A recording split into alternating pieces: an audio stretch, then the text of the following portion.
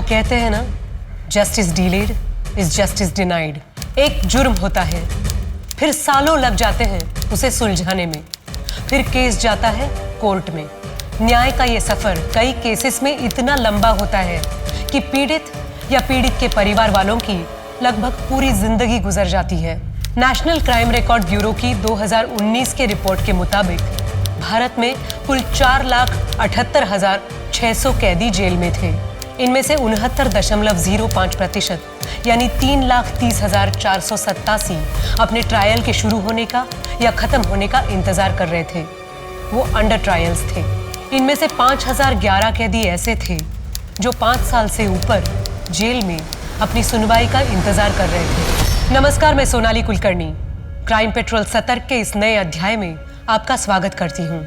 आज के केस में एक जुर्म साल 2011 में हुआ था जिसने उस वक्त पुलिस प्रशासन और मीडिया में हलचल मचा दी थी। दुर्भाग्यवश ये केस तकरीबन 1 दशक तक अनसुलझा रहा और उसका प्रतिघात तकरीबन 10 सालों बाद 2021 में हुआ। 6-7 मिनटी पे 10,000, 7 मिनटी पे 10,000, 2-4 पंजा पे 50,000, 50 75,000 खाजा।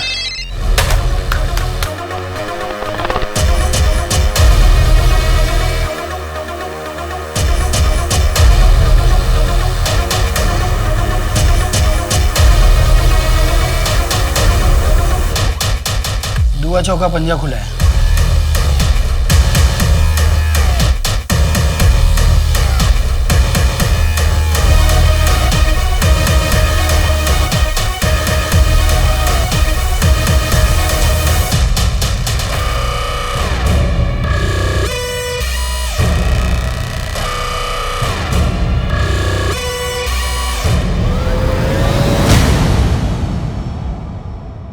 अवैध व्यापार और जुआ समाज की वो कुरीतियां हैं जिन्होंने अब तक ना जाने कितनी ही जानें ले ली होंगी।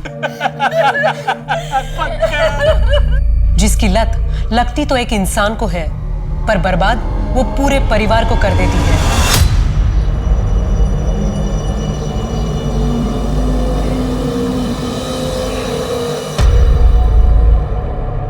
और धंधा पानी कैसा चल रहा है तेरा? बढ़िया चल रहा है। अरे धीरज अंकल, नमस्ते। नमस्ते बेटा, कैसी हो? अच्छे। अच्छा पापा, मुझे कॉलेज के बाद एक प्रोजेक्ट के काम से अनीशा के घर जाना है, तो थोड़ा लेट हो जाएगा। ज्यादा लेट मत करना। ठीक है पापा। और हाँ सुनो, ये रितेश को बोलना 1:30 बजे छवि को स्कूल से लाकर घर छोड़ना है। ठीक है मम्मी।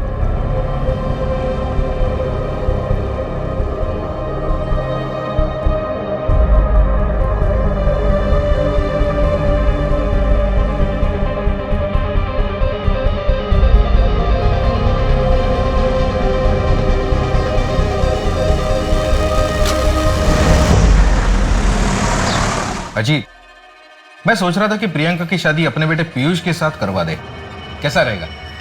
तुम्हारा बेटा महीने भर में जितना कमाता है उतना मेरी बेटी अपने दोस्तों पर एक दिन में खर्च करती है। 22 साल हो गए जी, आज भी तो वही बात पकड़ के बैठा है। तुम्हारी बहन रश्मि को मैं बहुत पसंद करता था। यही बोला था ना तुमने जब मैं रश्मि का हाथ मांगने आया था तुमसे।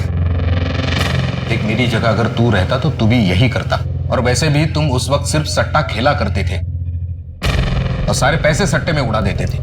आज भी वही करता हूं मैं। फिर भी रिश्ता क्यों छोड़ना चाहते हो मुझसे?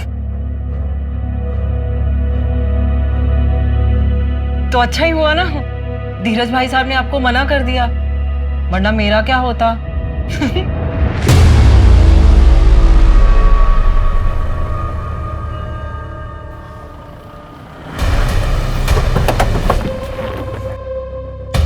ओ साहब, एक मिनट साहब, कौन है आप लोग?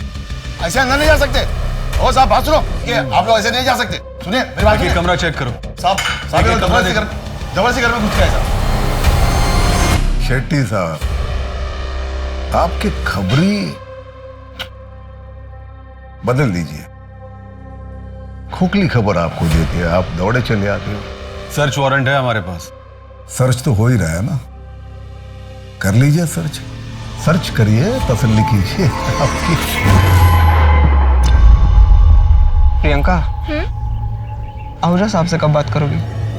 ना बाबा रितेश, मुझ में तो हिम्मत नहीं है। तुम में तो तुम जाओ, कर लो हमारे बारे में पापा से बात। मैं?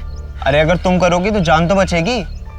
आहूजा साहब की लाडली हो, मेरी तो हड्डियां भी नहीं मिलेंगी। तुम भी ना, कैसी बातें करते हो। अच्छा ठीक है ठीक है, तुम कुछ मत करो, मैं कुछ करता हूँ। सर कुछ नहीं।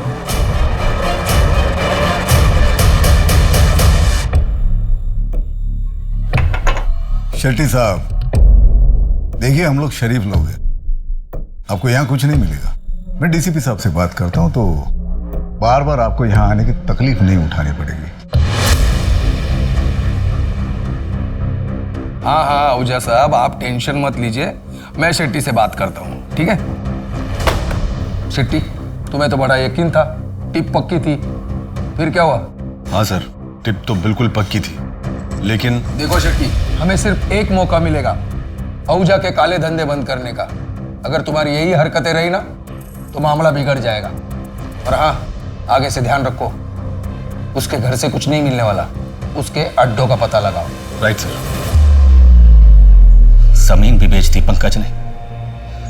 इस सट्टे की लत ने हमारा पूरा घर बर्बाद कर दिया। श्रुति की शादी के लिए बस एक इसी जमीन का भरोसा था। क्या करेंगे? आप चिंता मत कीजिए, मेरे कुछ गहने पड़े हैं, उन्हें बेच देते हैं।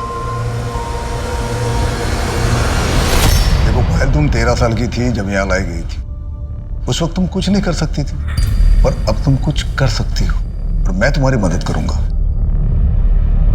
यहां से निकल के तुम जान जाओगे कि बाहर कितनी खुश रह सकती हो तुम। साहब, आप हर महीने यहाँ आते हो, यहाँ के औरतों को और बच्चों को मदद करते हैं, उतना काफ़ी है। यहाँ से निकल के मैं कहाँ जाऊँगी, क्या काम करूँगी? जिस्म बेचने के अलावा कुछ आता भी तो नहीं। राशन और कपड़े तुम्हें शक्ति दे देगा, लेकिन पायल फिर एक बार सोच लो, मैं तुम्हें काम दिलवा सकता हूँ। यहां से निकलोगी तो जान जाओगी बाहर कितनी बड़ी दुनिया है, कितनी अच्छी दुनिया है।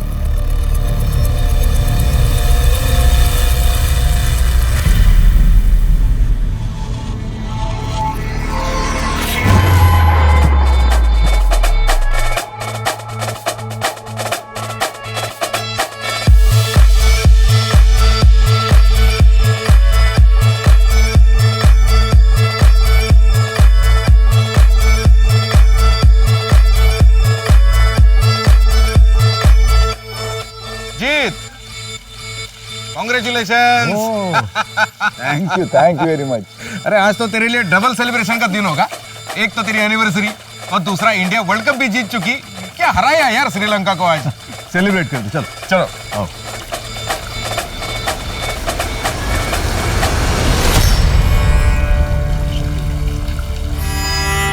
और बाकी सब बढ़िया?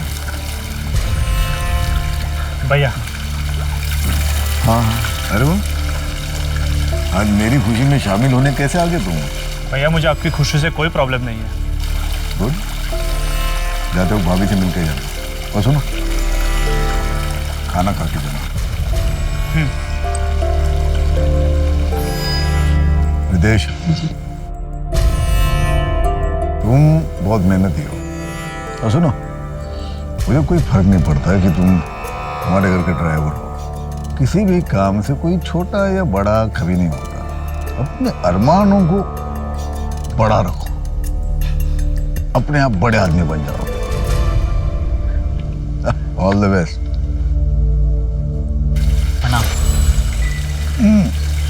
आहूजा साहब सुबह के लिए माफ़ी चाहते हैं। वो कहे ना कि शेट्टी साहब बताए बिना ही मुझे यहाँ लेकर आ गए।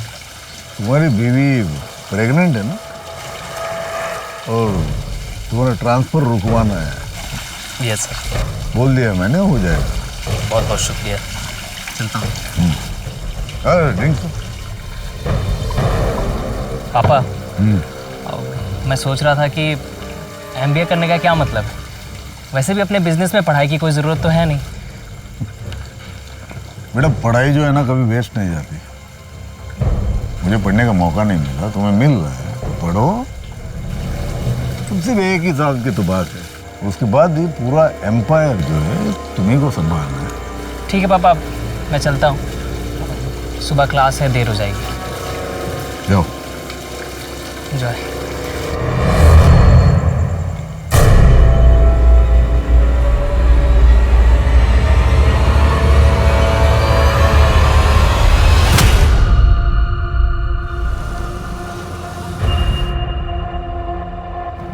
साहब, आपने हमारे बेटे की जमानत की बात की है क्या? शक्ति, मैंने तुमसे पहले भी कहा है, तुम्हारे बेटे के मामले में कोई मदद नहीं करूंगा तुम्हारी। रेप किया उसने, अगर उसे अभी छुड़ाऊंगा तो कल जाके किसी का मर्डर कर देगा वो। छोड़ो, उसे बढ़ाओ मत। क्या हुआ? देखता हूँ सर।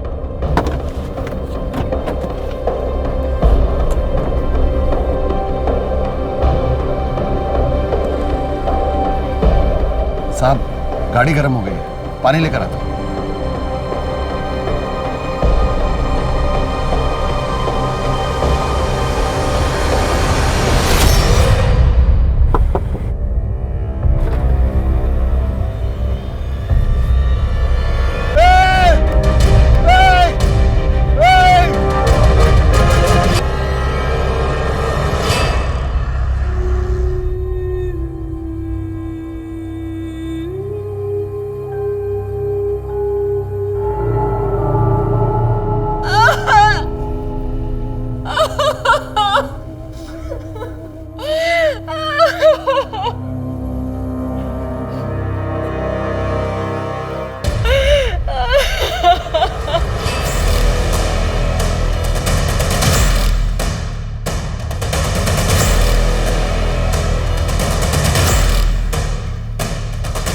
पेट्रोल की स्मेल।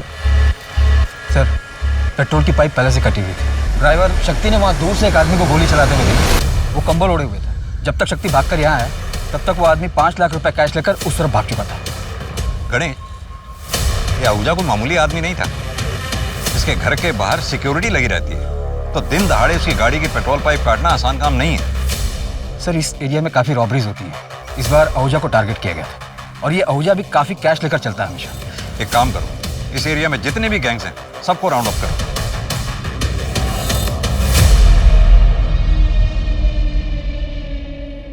सर, मैं क्लास में था, तभी मुझे शक्ति चाचा का कॉल आया। उन्होंने बताया पापा के बारे में। आखिरी बार कौन मिला था अजीत आहूजा से? सिद्धार्थ बाबा। रात को मैं आहूजा साहब के पास गया तो सिद्धार्थ बाबा जा रहे थे। वो हॉस्टल में रहते हैं ना।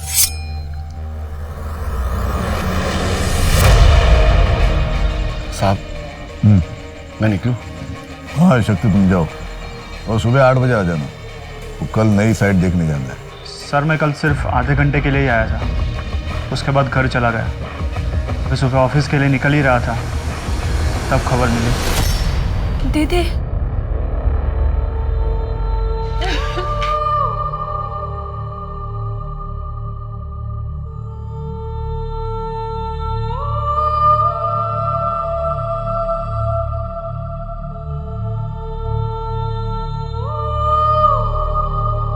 अजीत आहूजा इंदौर में सट्टे की दुनिया का जाना माना नाम था। सब कुछ जानते हुए भी पुलिस कभी उसके गिरेबान तक नहीं पहुंच पाई थी, और अब किसी ने उसकी दिन दहाड़े हत्या कर दी थी, जो कई परिवारों के लिए रॉबिन हुड था। अजीत आहूजा जरूरतमंदों की मदद अंजाम की फिक्र किए बिना करता था, पर कुछ लोगों के लिए वो ऐसा शैतान था जिसकी वजह से उनके परिवार ध्वस्त हो गए थे। तो आखिर सच में कैसा इंसान था अजीत आहूजा? अरे राम, ये कुछ रुपए हैं, रख लो। अजीत साहब को तुम्हारे बेटे के बारे में सुन के बुरा लगा। उन्होंने कहा है कि उनसे जो भी हो सकेगा मदद करेंगे। कितने? जितने हैं ठीक हैं। फिलहाल 50,000 रुपए। अजीत साहब ने कहा है कि अगले महीने कुछ और भिजवा देंगे। कितना भिजवाएंगे? मेरे बेटे की जिंदगी की कीमत कितनी होगी? तुम बोलो शांति, कितना काफी होगा तुम्हारे लिए कि तुम्हारे बेटे पंकज की कमी पूरी होगी? जाइए, अजीत साहब को कहिए अपना धंधा संभाले। मैं अभी जिंदा हूं, मैं अपना परिवार संभाल लूंगा। चाहिए। नमस्ते। वैसे मेरे किस पे खर्च करने, कितने खर्च करने, उसका डिसीजन मैं लूंगा। और तुमको इसके पहले भी मैंने पैसे दिए थे ना, फालतू के बिजनेस में लगाए और डूब गए सारे पैसे। भैया वो पैसे मेरे भी है, मैं कोई अय्याशी नहीं करता, बस इस नरक से निकलना चाहता हूँ। खुद का लीगल बिजनेस शुरू करना चाहता हूँ ताकि अपने फैमिली को अपनी ईमानदारी से कमाए हुए पैसों से पाल सकूं। ईमानदारी से कमाए हुए पैसे जिन्हें तुम उस बिजनेस से कमाओगे जिसमें अपने भैया के इलीगल बिजनेस का पैसा लगाओगे। आप बीच में मत बोलिए भाभी। वैसे ही आप मुझे इस घर से निकालने में कामयाब तो हो चुकी हो, अभी क्या भैया की जिंदगी से निकालना चाहती हो? फालतू बात मत करो, निकल जाओ यहां से, निकल जाओ।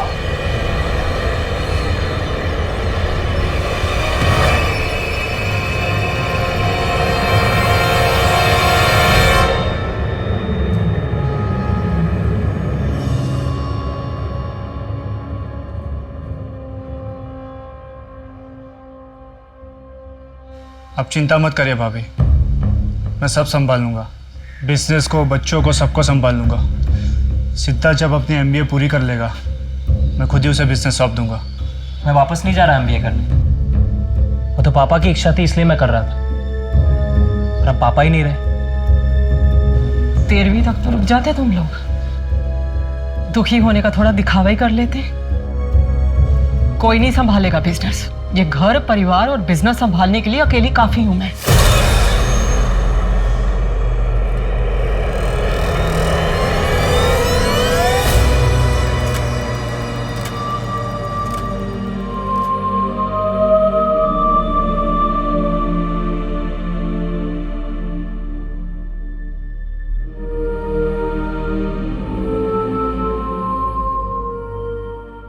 एक तो जन लोकपाल बिल के लिए लोग शहर से बाहर निकल रहे हैं, ऊपर से इस अजीत आहूजा के मर्डर से सारे शहर में खलबली मची है। सर, मुझे अजीत आहूजा की फैमिली के हर मेंबर को इंटेरोगेट करना होगा, साथ ही उससे जुड़े लोगों को भी। इसके लिए मुझे स्पेशल परमिशन चाहिए होगी सर, क्योंकि इसमें काफ़ी बड़े नाम और पॉलिटिशियंस भी हैं। कोई ज़रूरत नहीं है ज़्यादा खुरेदने की, थोड़ी बहुत इंक्वायरी करो और जल्द से जल्द ये केस बंद कर दो। वैसे भी तुमने एफआईआर में रॉबरी और मर्डर ही लिखा है ना? क्राइम सीन को देखकर तो यही लगा है सर। जिसने भी किया अच्छा काम किया है, समाज के वायरस को खत्म कर दिया। ऐसे क्रिमिनल्स का तो एनकाउंटर कर देना चाहिए था, किसी और ने हमारा काम कर दिया। अब तुम इस केस को जल्द से जल्द बंद कर दो।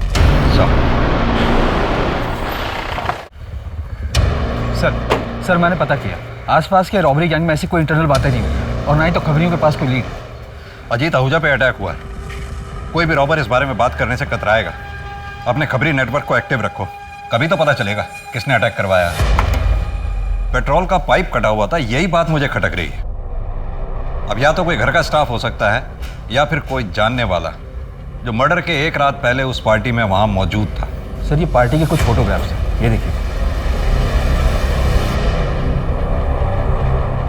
सर अगर अजीत आहूजा की लाइफ से सस्पेक्ट छाटने बैठे तो दर्जनों होंगे। बहुत बड़ा एम्पायर था, और जितना बड़ा एम्पायर उतनी ज्यादा दुश्मन। तो घर से शुरू करते हैं। वाइफ सुमन, भाई वरुण, बेटा सिद्धार्थ, बेटी प्रियंका और ये दो स्टाफ शक्ति और रितेश। सर ये एक बेटी भी है, छवि, अडॉप्टेड है, मैंने पता किया। ब्रॉथल से रेस्क्यू करके लाया गया था इसे।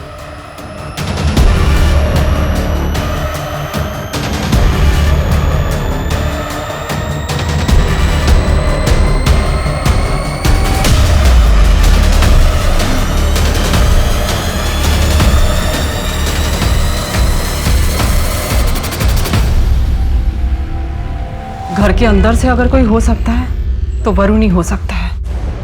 वो ना तो मुझे पसंद करता था ना ही अजीत को।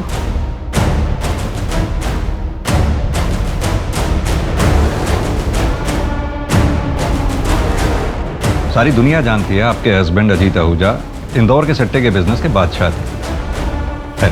हम यहाँ सट्टे के बिजनेस की नहीं, आपके हस्बैंड के मर्डर की इंक्वायरी करने के लिए आए हैं। मुझे कोई एफआईआर नहीं करवानी। मेरे पति के जाने के बाद पूरा परिवार बिखर चुका है मेरा। मुझे अपने घर को संभालना है, ये इन्वेस्टिगेशन के चक्करों में नहीं पड़ना मुझे। अब चाहे तो केस को क्लोज कर सकते हैं। सुमन जी, ये केस तो अब तभी क्लोज होगा जब हत्यारा सलाखों के पीछे होगा। हाँ तो ठीक है, फिर कीजिए अपनी ड्यूटी, ढूंढिए हत्यारे को, लेकिन मुझसे किसी भी तरह की मदद की कोई उम्मीद मत रखिएगा। एक बात पूछूं आपसे, आप अपने हस्बैंड की मौत पे उतना दुखी नहीं लग रही जितना होना चाहिए। शोक मनाने का वक्त नहीं है मेरे पास। क्या उम्मीद करते हैं आप मुझसे? रोऊं? महीनों तक सदमे में पड़ी रहूं? देखिए, मेरे पति का मेरे और मेरे बच्चों के सर से साया उठने के बाद मुझे उनकी सुरक्षा भी देखनी है। हमारा कोई नहीं है अब। इस घर की पूरी जिम्मेदारी मेरे ऊपर है। सदमे में जाकर जो मेरे पास बचा है ना, मुझे वो भी गंवाना नहीं है। गलत उम्मीद कर रहे हैं आप मुझसे।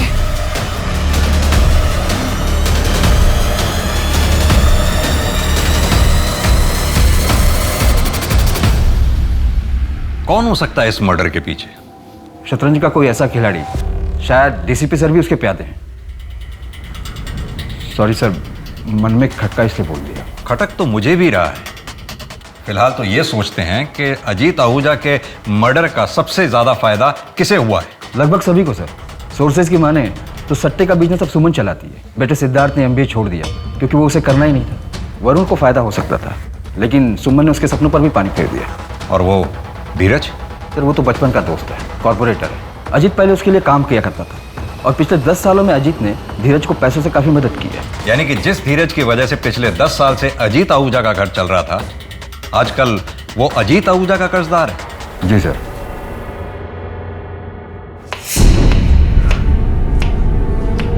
देखो ना, मैंने सब जेवर जमा करके देख लिए।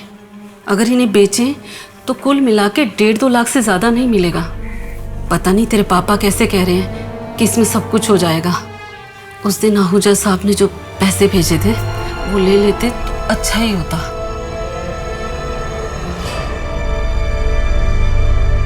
इतनी देर हो गई, तेरे पापा दूध लेने गए थे। 1 घंटा हो गया, अभी तक आए ही नहीं।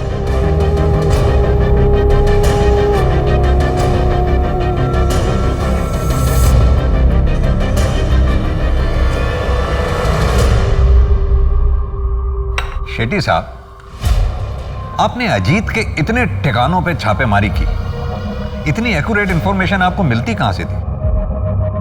हमारे अपने सोर्सेज होते हैं और आप तो अच्छी तरह जानते हैं हम अपने सोर्सेज कभी रिवील नहीं करते। और आप डायरेक्टली डीसीपी सर को रिपोर्ट करते हैं?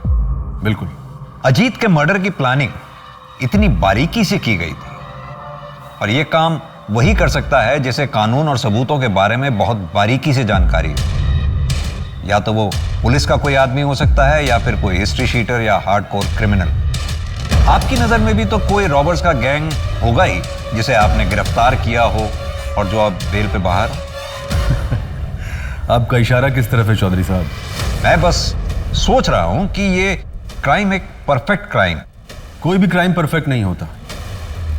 हाँ, हमें खोदना पड़ता है। एक आदमी था हरिराम, सट्टे में अपना सब कुछ गंवा चुका था। उसके बाद हरिराम ने भी सुसाइड कर लिया और हरिराम की तरह न जाने कितने परिवार अजीत आहूजा की वजह से बर्बाद हो गए। जो होता है अच्छे के लिए होता है। समाज के लिए खतरा था अजीत आहूजा। समाज के लिए खतरा अजीत आहूजा नहीं, उसका कारोबार है जो अब भी चल रहा है। मुझे इस बात का दुख है कि शतरंज के इस खेल में शह और मात देने के बावजूद, राजा के मरने के बावजूद ये खेल आज भी चालू है, क्योंकि राजा की इस गद्दी पर अब एक रानी बैठी हुई। दुआ नवा मिंडी। ये मिंडी क्या होता है? साहिबा, नहले के बाद जो भी आता है उसे हम 0 में गिनती करते हैं, और 0 मतलब अपनी भाषा में मिंडी। ठीक है, तुम शक्ति से मिल लो और अगले हफ्ते से मटका 6 बार खुलेगा। 6 बार कुछ ज़्यादा ही रिस्क हो जाएगा साहिबा। और आहूजा साहब तो इतना रिस्क कभी। आहूजा साहब अब नहीं रहे। अब ये खेल मेरा है और जो मैंने कह दिया वही नियम है। किसी को मंजूर नहीं है तो छोड़ के जा सकता है।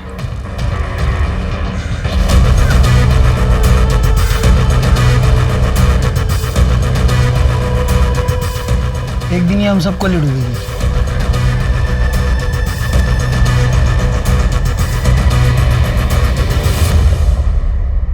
सर, अजीत की पोस्टमार्टम रिपोर्ट आ गई और बैलिस्टिक रिपोर्ट भी। और सर, उनकी बॉडी से जो बुलेट मिली वो 9 mm की थी, जो ग्लॉक 17 पिस्टल में यूज होती है। गणेश, एक काम करो, बुलेट की रजिस्ट्रेशन डिटेल्स निकलवाओ। हालांकि पता चलना तो बहुत मुश्किल होगा, क्योंकि कोई भी रॉबर्स रजिस्टर्ड गन तो इस्तेमाल करेंगे नहीं। सर, हो सकता है इन सबके पीछे वरुण आहूजा का हाथ, उसने किसी गैंग को हायर किया हो। लेकिन मुझे लगता है इस शतरंज के खेल में बादशाह को मात देने वाला वजीर कोई और ही है। ये मेरी पिस्तौल रजिस्टर्ड है। पर ये क्यों चाहिए आपको? क्योंकि अजीत आहूजा के ऊपर जो गोली चलाई गई थी वो ग्लॉक 17 पिस्टल से ही चलाई गई थी। ये पिस्तौल किसी के पास भी हो सकती थी, भैया के पास भी थी। इनफैक्ट भैया ने सिद्धार्थ को ग्लॉक 17 पिस्तौल ला कर दी थी। वो भी कातिल हो सकता है। इनफैक्ट घर का कोई भी मेंबर कातिल हो सकता है। अब वो औरत सुमन से जाके क्यों नहीं पूछते? बहुत पहुंची हुई औरत है, मिडिल क्लास फैमिली से थी। भैया बिहा कर उसे लेकर आए थे। 2 साल में अपनी औकात बताना शुरू कर दी। शक्ति से पहले जो ड्राइवर था उसके साथ रंगे हाथ पकड़ी गई थी। भैया उसके प्यार में थे, माफ कर दिया। आज भैया तो नहीं रहे, पर वो राज कर रही है, करोड़ों के कारोबार की अकेली मालकिन। ये लो, लाइसेंस वाली है। 2 लाया हूं, एक तुम्हारे लिए और एक तुम्हारे भाई सिद्धार्थ के लिए। अपनी बेटी को कोई गन गिफ्ट करता है क्या? मुझे नहीं चाहिए ये, आप ही रखिए। और पापा टेंशन मत लीजिए, मुझे कुछ नहीं होगा। आप ही रख लीजिए ना इसे, मुझे तो आपकी चिंता लगी रहती है। मुझे कुछ नहीं होगा, तुम लोग सेफ रहोगे ना, मुझे कोई टेंशन नहीं। सिद्धार्थ की पिस्टल पिछले हफ्ते पॉलिशिंग के लिए दी थी और ये रही उसकी रसीद। शक्ति चाचा, चाचा कहाँ हो आप? आ रहा हूँ बेटा, बाथरूम में हूँ। हाँ चाचा जल्दी आओ, ये मम्मी ने कुछ पैसे और कपड़े भेजे।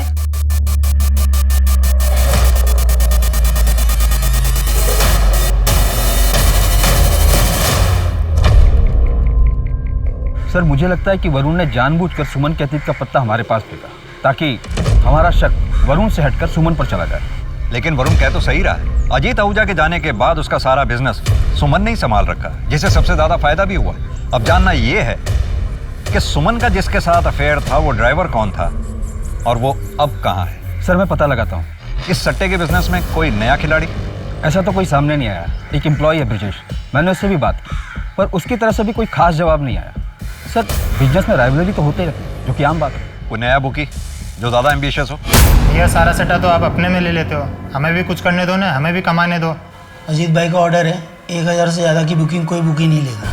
इतना ज़्यादा मत उड़ो, जितने का बिजनेस दे रहा हो ना उसमें खुश रहो। एक्सक्यूज मी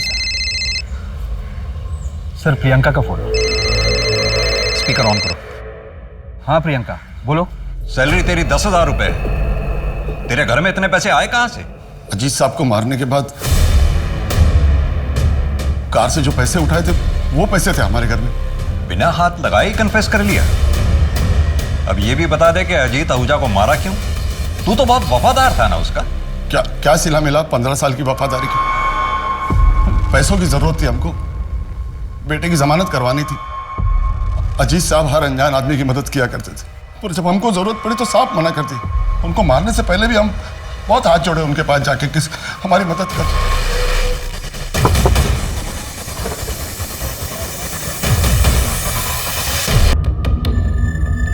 पिस्तौल कहां से मिली थी? पार्टी की रात उनके कमरे से ली थी। और वापस कब रखी? वापस जब अजीत आहूजा को हॉस्पिटल ले जाया गया? नहीं, तब तो तुम पूरा दिन हॉस्पिटल में रहे होंगे और घर पे पुलिस मौजूद थी। तो फिर अगले दिन जब अजीत आहूजा का दाह संस्कार हुआ या फिर कल? आपको आपका कन्फ्यूजन मिल गया ना? फिर आपको क्या चाहिए? हमने पिस्तौल कब रखी थी हमको याद नहीं। केस को बंद कर दो चौधरी, ऊपर से बहुत प्रेशर है। लेकिन सर शक्ति सिंह ने अभी तक जवाब नहीं दिया है उसने पिस्टल कब वापस रखी थी। लेकिन उसके पास इस बात का तो जवाब है ना कि वो पिस्टल कब और कहां से ली थी। उसके पास एक्सेस था, मोटिव भी था और स्पॉट पे वो मौजूद भी था। तो ओपोनेंट शट केस है चौधरी। तुम चार्जशीट तैयार करो, मैं मीडिया को इन्फॉर्म करता हूं। लेकिन सर मुझे पूरा यकीन है शतरंज के खेल में शक्ति सिंह सिर्फ एक प्यादा है, असली खिलाड़ी कोई और ही है। तुम्हारे पास प्रूफ है? अभी तो नहीं है सर, लेकिन then close the case Chaudhary. Ajit का किलर है हमारे पास, और क्या चाहिए तुम्हें? क्यों किया चाचा आपने ऐसे? मजबूर था, कभी कभी कुछ चीजें अपने बच्चों के लिए करनी पड़ती। क्या इन्वेस्टिगेशन ऑफिसर का शक सही था? क्या ये केस सुलझने के बाद भी अनसुलझा था? वक्त का पहिया अपनी गति से आगे बढ़ा। अजीत आहूजा के कातिल शक्ति सिंह को 10 साल के कारावास की सजा सुनाई गई। सब आगे बढ़ चुके थे, पर सिर्फ एक इंसान ऐसा था जो ये केस कभी नहीं भूला था। और अब 10 सालों के बाद कुछ ऐसा होने वाला था जिसकी वजह से अजीत आहूजा हत्याकांड फिर से सुर्खियों में आने वाला था। 10 साल में बहुत कुछ बदल गया था। अजीत विला अब सुमन विला बन चुका था। कल तक सट्टे की दुनिया में एक राजा राज करता था, अब एक रानी राज कर रही है।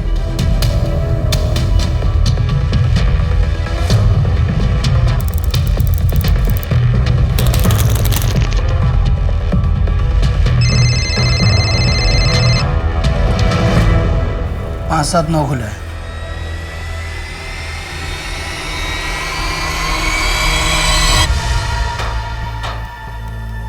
देखो अभी 6 महीने हो चुके हैं तुम्हें धंधे में। एक काम करो, तुम्हारे अंडर जितने भी छोटे मोटे बुकी हैं सबका लिमिट 100 का कर दो, और उसके ऊपर का जितना भी लिमिट है तुम खा जाओ। तो अगर किसी ने 100 से ज़्यादा का गेम लगाया तो उसका पूरा पैसा मेरे पास आएगा।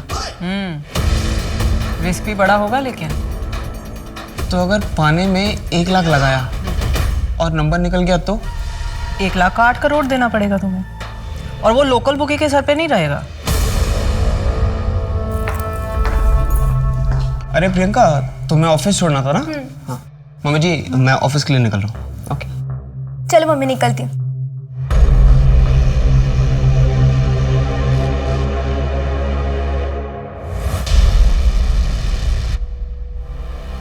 सिद्धार्थ, आपकी वॉच। थैंक्स। मम्मी, आप ऑफिस नहीं चल रही? हिसाब किताब पूरा गड़बड़ है तुम्हारा, इसे चेक करके शाम को आएंगे। अच्छा मम्मी, मैं सोच रहा था भोपाल में हैंडल करना शुरू कर दूं। कोई ज़रूरत नहीं है, रितेश अच्छे से संभाल रहा है ना वहाँ पर काम। तुम पहले ये इंदौर का एक इलाका तो संभाल लो ठीक तरह से, बाद में पैर पसारना। क्या हिसाब किया है तुमने?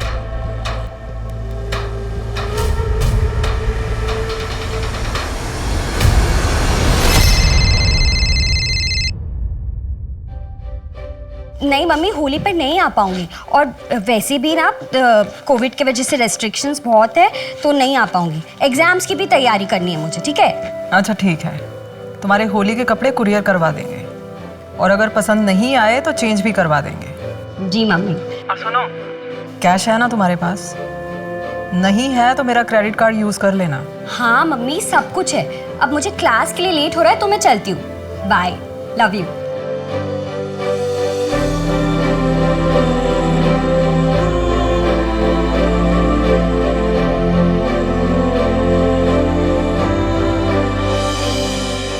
सुमन, मुझे समझ में नहीं आता, लोग तो बेच बाज के सट्टा क्यों खेलते हैं?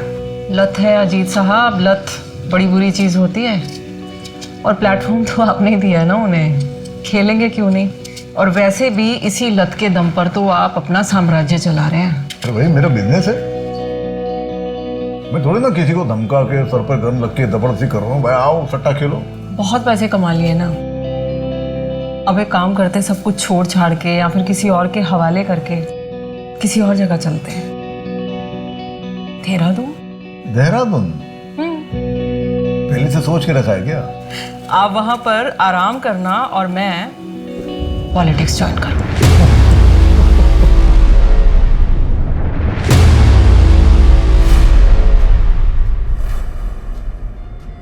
क्या हुआ? साहिबा गाड़ी बंद हो गई है, मैं देख लेता हूँ।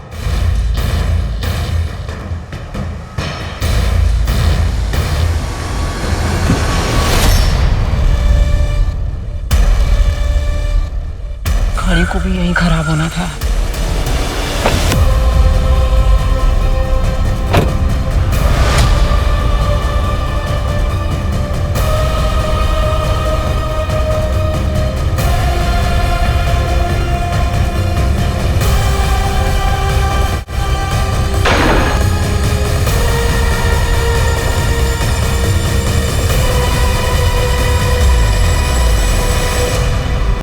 अटैकर के बारे में कुछ पता चला?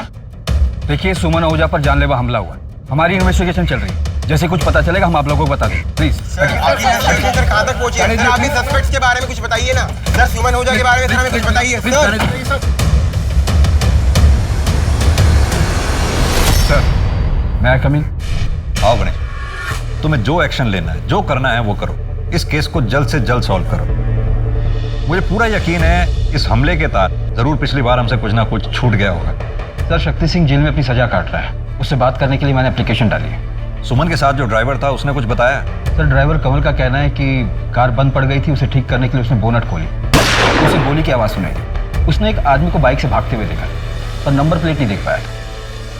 मुझे हमेशा से ये लगता था कि अजीत के मर्डर के पीछे उसकी बीवी सुमन का हाथ था, पर शायद मैं गलत था और तुम सही।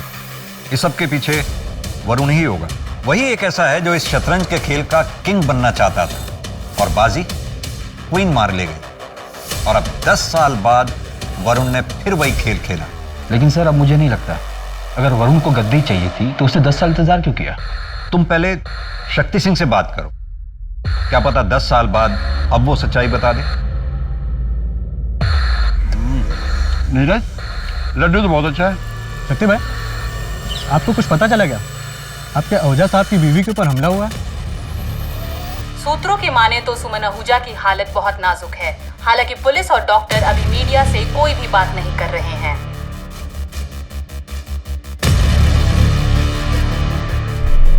किसको पता था सुमन जी कंस्ट्रक्शन साइट पे जा रही है? मम्मी अपने शेड्यूल के बारे में किसी को नहीं बताती थी और ड्राइवर को भी वो गाड़ी में बैठने के बाद ही बताती थी। दीदी दीदी मम्मी कैसी है? ठीक है ना मम्मी?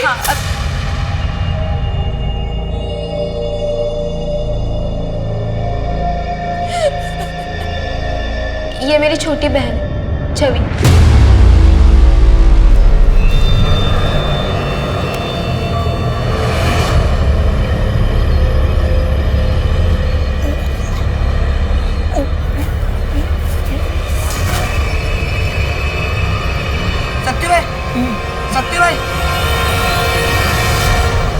शक्ति सिंह मरा नहीं, मारा गया।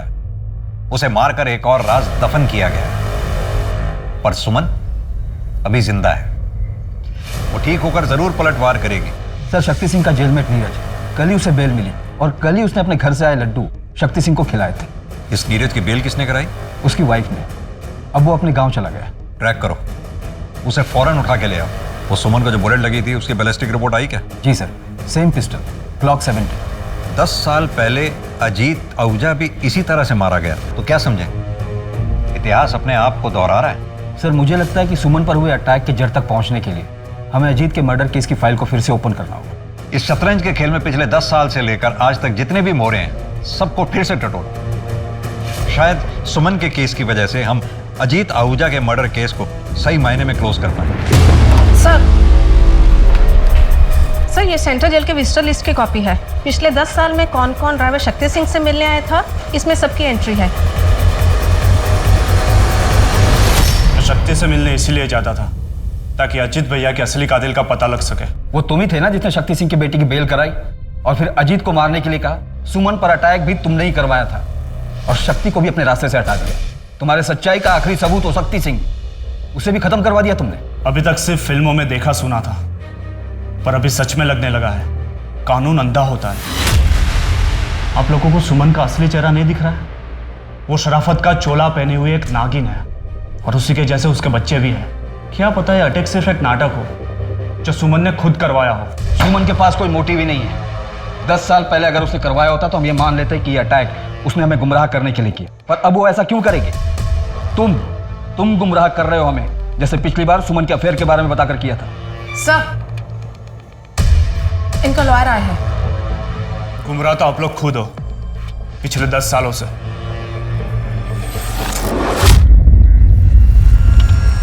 अब मैं रिटायर हो गया हूं इसलिए अब तो बता ही सकता हूं। मुझे टिप अजीत आहूजा का दोस्त धीरज देता था। मैं उससे नफरत करता था और इसीलिए उसे तबाह कर देना चाहता था। तो नफरत और जलन में तूने अजीत को मरवा दिया, पर सुमन पर अटैक क्यों करवाया? ना ही मैंने अजीत को मरवाया है और ना ही मैंने सुमन पर अटैक करवाया। तो फिर किसने करवाया? सिद्धार्थ। अपने बाप के मरने के बाद सबसे ज्यादा खुश था वो, क्योंकि सारा एम्पायर उसे मिलने वाला था। लेकिन तभी सुमन ने कमान संभाल ली और सिद्धार्थ वही का वही रह गया। अब अगर सुमन को कुछ हो जाता है तो आप ही बताइए, इसमें सबसे ज्यादा फायदा किसका होगा? सर, सुमन को लगी गोली जिस ग्लॉक 17 पिस्टल से चलाई गई थी वो 5 महीने पहले ही चोरी हो गई। भोपाल की राय फैमिली ने इसकी कंप्लेंट भी लिखवाई थी। यानी सुमन पे किए गए हमले की तैयारी 5 महीने पहले से चल रही थी, या फिर शायद सुमन पर हमले की बिसात 10 साल पहले ही बिछाई गई थी।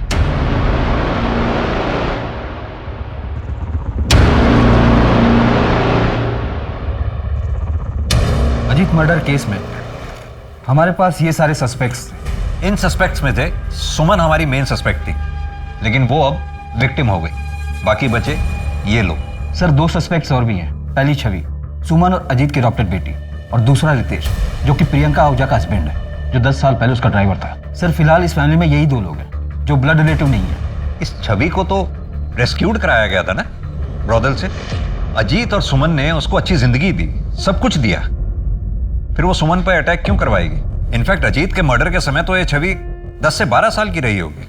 नहीं गणेश, ये पॉसिबल नहीं है। पता नहीं सर, पर मुझे छवि और रितेश दोनों खटक रहे हैं। तो फिर फील्डिंग लगाओ, देखें क्या हाथ लगता है। अरे ये आपका वॉलेट। छवि के एडमिशन का कुछ हुआ? थोड़ा डोनेशन देना पड़ा लेकिन हो गया है। मैंने चेक दे दिया है। चेक? हाँ, वो आपके ब्लैंक चेक साइन किए हुए पड़े हुए थे ना मेरे पास। देने से पहले एक बार पूछ तो लेती। उसके बैकग्राउंड की वजह से दिक्कत आ रही थी बहुत ज्यादा, इसलिए दे दिया मैंने चेक। हो गई एडमिशन अभी। मैंने लॉयर से बात की है, एडॉप्शन की कुछ फॉर्मेलिटी तो पूरी करनी है, वो जल्दी पूरी कर लेंगे हम लोग। सर, सुमन आहूजा से लेटेस्ट सभी के कॉल रिकॉर्ड्स मैंने स्टडी कर लिए हैं। इसके अलावा कुछ भी सस्पिशियस नहीं है। उठाओ इसे। जी सर। और इसके बारे में कुछ पता चला? हाँ सर, जेलर शर्मा से बात की मैंने। नीरज के विजिटर लिस्ट में भी इसका नाम है। इसका पूरा बैकग्राउंड चाहिए मुझे। सर, आप ऐसे बदतमीजी क्यों कर रहे हो मेरे साथ? आहूजा फैमिली का दामाद हूं मैं। ये देख, पिछले 8 महीने से तेरे नंबर पर अलग अलग लैंडलाइन से कॉल आ रहे हैं, और ये सारे नंबर देहरादून पीसीओ के हैं। छवि पड़ती है ना वहाँ पर। अफेयर चल रहा ना तुम लोग? सर, क्या बकवास कर रहे हो आप? वो बच्ची है, वो 10 साल की थी तब से मैं उसे जानता हूँ, और वो फैमिली के बारे में पूछने के लिए मुझे फ़ोन करती थी। तो तुझे ही क्यों करती थी? वो भी अलग अलग लैंडलाइन से? मैं जीजा हूँ उसका, क्यों नहीं कर सकती मुझे वो फ़ोन?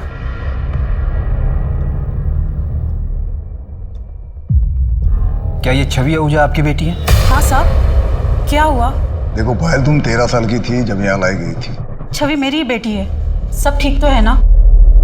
आप लास्ट टाइम कब मिली थी? कुछ 1 साल पहले मिली थी। मम्मी, मुझे ये सब कुछ अच्छा नहीं लगता। क्या अच्छा नहीं लगता? ये महंगे कपड़े, अच्छी लाइफ, बड़ी गाड़ी, अच्छा कॉलेज, क्या अच्छा नहीं लगता तुझे? बोल बेटा। वो घर मानुस तो है, पर मेरी छवि की जिंदगी तो बन गई वहाँ पे। आहूजा फैमिली में छवि को कोई परेशानी थी? नहीं, ऐसा कुछ तो नहीं बताया उसने मुझे। जब सुमन छवि को यहाँ से लेकर गई तो क्या उस घर में छवि के साथ कुछ गलत हुआ था? शक्ति सिंह के जेल में नीरज के विजिटर लिस्ट में तुम्हारा नाम है। क्यों जाती थी उससे मिलने? अपनी मर्जी से घर की एक चीज नहीं खरीद सकते। सब कुछ दिया है तुम्हारे बाप ने, लेकिन आजादी नहीं, खुशी नहीं। अरे खुद तो सब पर पैसे लुटाते रहते, और हम अपनी मर्जी से एक पैसा भी खर्च नहीं कर सकते। और तुम भी करते रहना इंतजार। तुम्हारे हाथ में कारोबार नहीं देने वाले ये। पर मम्मी, हम कर भी क्या सकते हैं? आप तो जानती है ना, पापा किसी की सुनते भी तो नहीं है। एक तरीका है, अगर तुम मेरा साथ दो ना, ये पूरा कारोबार तुम्हारा हो सकता है। तुम ये कर पाओगे शक्ति?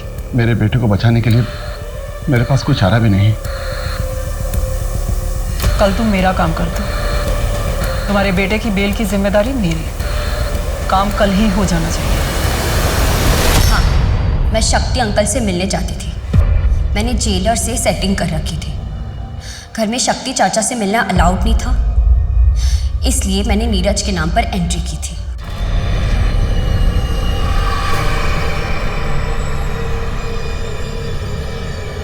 शक्ति ने तुम्हारे पिता अजीत आहूजा का मर्डर किया, फिर भी तुम उससे मिलने जाती थी। क्या उनके मर्डर की वजह तुम थी?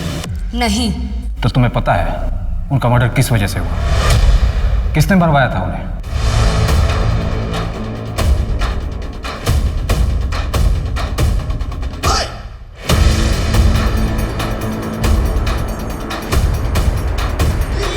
मम्मी 10 साल हो, आपने कहा था मैं संभालूंगा बिजनेस। आप तो पापा के जैसे ही। तुम्हारे पापा जैसे नहीं हैं हम। कमजोर हो गए थे तुम्हारे पापा, उन्हें मारना ना बड़ा ही आसान था, लेकिन हमें कोई छू भी नहीं सकता। कहां से कहां लेकर आए हैं पूरे एम्पायर को। कर पाओगे ये सब? सुमन आहूजा बनना इतना आसान नहीं है। मुझे सिर्फ सिद्धार्थ और सुमन की मौत से मतलब है, फिर पूरा बिजनेस तुम्हारा। तुम सुमन को क्यों मारना चाहती थी? उसने तो तुम्हें सब कुछ दिया, अडॉप्ट किया था उसने तुम्हें। सुमन ने नहीं, मेरे पापा ने मुझे अडॉप्ट किया था। अजीत आहूजा मेरे बायोलॉजिकल फादर थे और उस सुमन ने मेरे पापा को मार डाला। 10 साल तक मैं चुप रही, पर बर्दाश्त नहीं होता था मुझसे। वो सुमन आहूजा खुद को रानी समझती थी, मैंने उसी के खेल में उसी को मात दी थी। सुमन को पता था कि तुम अजीत की बेटी हो? नहीं, पर मुझे पता था वो क्या है। कल ही खत्म कर देना।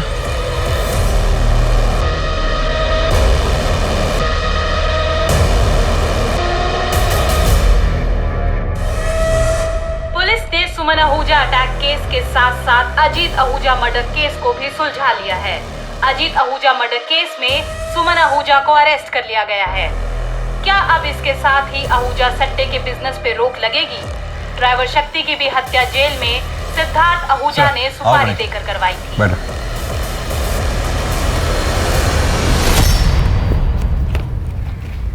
Congratulations, good work. Thank you sir. अब इस सट्टे के खेल से हमेशा के लिए छुटकारा मिल गया। राजा रानी दोनों को शय और मात। हाँ सर, इस बार कोई वजीर ना राजा की गद्दी पर बैठ जाए।